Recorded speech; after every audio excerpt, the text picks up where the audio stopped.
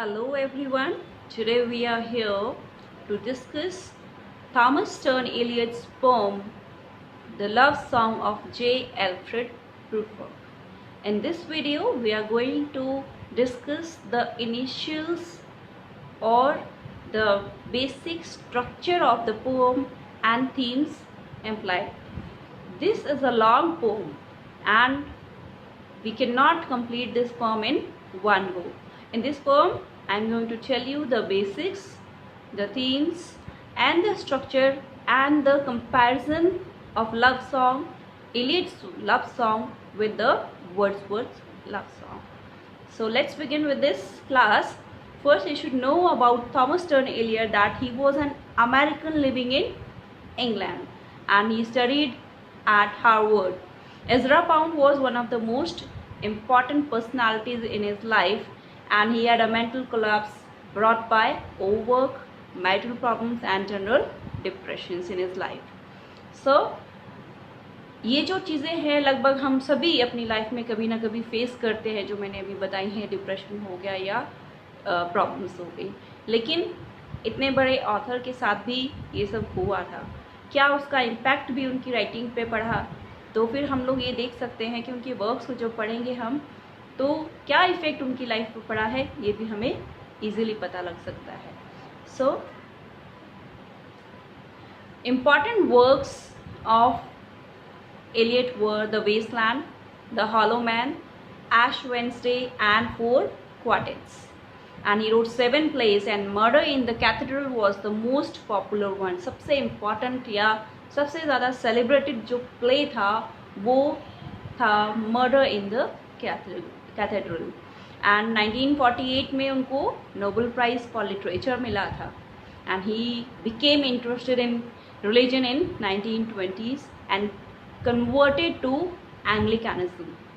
And उनकी जो poetry है वो रिलीजियस बेंट की तरफ कैसे जाती है, अगर आपने वेस्टलैंड पढ़ी है तो आप देख सकते हैं कि वो किस तरह से मॉडर्निटी की जो गंदगी है उसके अगेंस्ट थे। तो अगर आप कभी वेस्टलैंड पढ़ेंगे या मैं अपनी किसी नई वीडियो में आपको वेस्टलैंड के बारे में इंफॉर्मेशन दूंगी। Love song of J Alfred Prufrock एक लॉन्ग पोम है।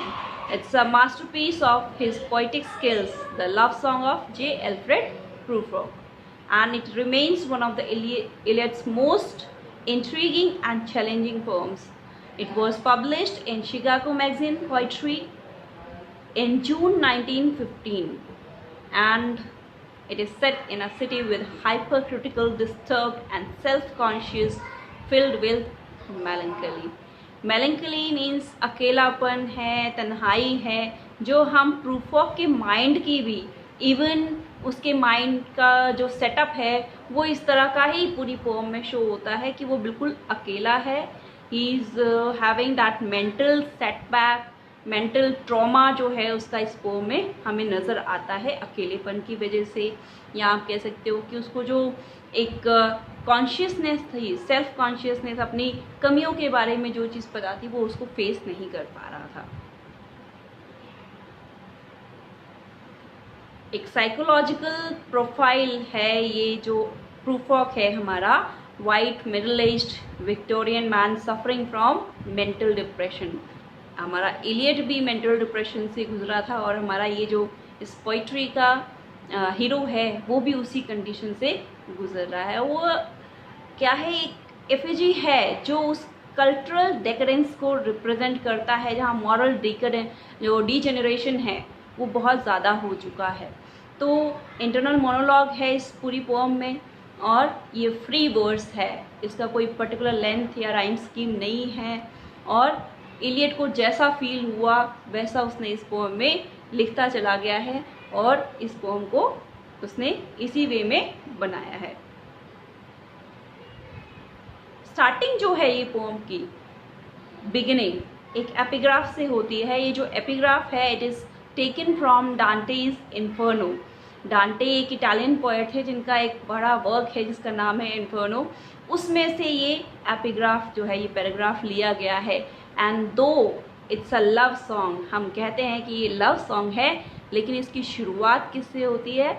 It starts with the journey to the hell और जर्नी इनटू द हेल। वो हेल के अंदर से गुजर के जा रहा है, उसको स्टार्टिंग बनाया है इस पोम का इलियट ने। तो इससे आपको ये भी पता लग सकता है कि जो हमारा हीरो है, जो हमारा मेन कैरेक्टर है प्रूफ्रॉक, उसकी जो मेंटल कंडीशन है, जो इंसाइट है, वो एक तरह से हेलिश कंडीशन से गुजर रही थी, या वो हेल लाइक कंडीशन में अपने आप को फील कर रहा था। तो एक्चुअली क्या है, इसमें जो इन्फर्नो है उसमें जो एक लॉस्ट सोल होती है, वो क्या है, इसको डांटे को एक स्टोरी सुनाती है अपनी अपनी रॉन्ग डूइंग्स की, सब कुछ। उसको पता है कि ये बंदा वापस अर्थ पर जाकर किसी को कुछ नहीं बता सकता, यानी किसी को कभी कुछ पता नहीं लगेगा कि मैंने क्या किया, मेरे साथ क्या हुआ। तो इसलिए वो ये कहानी सुनाता है डांटे को। तो इसी इन्फर्नो से रिलेटेड होकर ये प्रूफ्रॉक जो कुछ कह रहा है, वो भी मोनोलॉग में जो चल रहा है उसको ऐसा लगता है कि जो कुछ मैं कह रहा हूँ वो कभी किसी को पता नहीं चलेगा। तो इसी तरीके से ये जो है हमारी पोइट्री स्टार्ट होती है, जो प्रूफ्रॉक की लव स्टोरी है। अब वर्ड्सवर्थ की एक लव सॉन्ग है और एक टीएस का है। टीएस इलियट का जो लव सॉन्ग है उसने क्या कहा है, when the evening is spread out against the sky like a patient etherized upon a table. Etherization, ether एक केमिकल होता है जिसे इंसान को नशा दिया जाता है ऑपरेशन टेबल पर, या उसको क्या है सुन करते हैं उस बॉडी पार्ट को, ताकि उसको जब कट लगे तो पेन ना हो। तो उसने किस तरह से इवनिंग को बिल्कुल हेल्पलेस बताया है, वहीं वर्ड्सवर्थ ने क्या कहा था, evening, it is a ब्यूटियस evening, calm and free, the holy time is quiet as a nun, breathless with adoration। इतनी खूबसूरती से, इतनी ब्यूटीफुली इसको डिस्क्राइब किया है। तो दोनों का जो कंट्रास्ट है वो हम यहाँ पर देख सकते हैं फीलिंग्स का। इमेजरी का बहुत बड़ा वर्क है हमारी इस पोम में। लगभग इलियट की सभी पोम्स में हमें इमेजरी का स्ट्रॉन्ग इफेक्ट दिखाई देता है। And what is imagery? Imagery is that work which appeals to the five senses. ऐसे वर्ड्स, ऐसी सिचुएशंस का डिस्क्रिप्शन करना जो हमारी फाइव सेंसेस को क्या है, अपील करे, स्ट्रॉन्गली उसको स्टिमुलेट करे और हम उस चीज़ को फील कर सके, या तो उसे अपनी आंखों के सामने विजुअलाइज कर सके, उसको अपने आप में फील कर सके, स्मेल कर सके। जो फाइव सेंसेस हैं उनको हम क्या है, उनको एकदम से वो अडाप्ट करके बताता है कि हाँ ऐसी चीज़ सच में हो रही है। तो वो क्या है, इमेजरी कहलाती है। दोनों का रिप्रेजेंटेशन देखिए, एक पेशेंट है और एक खूबसूरत शाम है, तो दोनों में कितना बड़ा कंपैरिजन आप यहाँ पर देख सकते हैं कि वर्ड्सवर्थ की जो इवनिंग है वो कितनी ब्यूटीफुल है, सीरीन है, एंड इट्स रियली कामिंग, बहुत ही शांति देने वाली है। लेकिन वहीं पर जो हम इलियट की इवनिंग देखते हैं, उसका रिप्रेजेंटेशन या इस फॉर्म में देखते हैं, तो वो क्या है, वो शॉकिंग है, आपको डराने वाला भी है, आपकी हो सकता है हार्ट बीट बढ़ जाए। अगर आपका कोई अपना इस तरह से पड़ा हो तो आपको कैसा फील होगा। तो ये जो पजलिंग है यहाँ पर माइंड की, वो यहाँ पर शो की गई है।